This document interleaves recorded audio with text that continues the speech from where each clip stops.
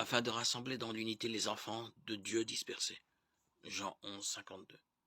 Quel père, quelle mère n'a pas le cœur déchiré de voir ses enfants se dresser les uns contre les autres, ou s'ignorer dans une indifférence complète.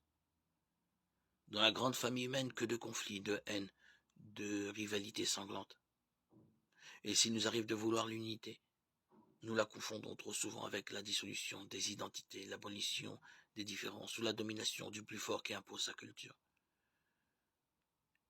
Il suffit pourtant de contempler le mystère de la Trinité pour découvrir un autre modèle. En Dieu, Père, Fils et Esprit Saint, l'amour crée l'unité sans fusionner les identités. Or, justement, c'est son Fils que le Père envoie pour rassembler ses enfants sur la terre pour qu'ils apprennent à se considérer comme des frères. Le Christ est le bon berger qui ne renonce jamais à partir à la recherche des brebis perdues. Il ne veut en perdre aucune, car il connaît chacun et chacune par son nom. Quand il les a toutes rassemblées, il se met à leur tête pour les conduire vers les pâturages. Un seul troupeau, un seul berger, une seule destination, le royaume de Dieu. Ce que le monde disperse, Dieu rassemble. De membres épars, nous devenons un seul corps en communion à la vie du Christ.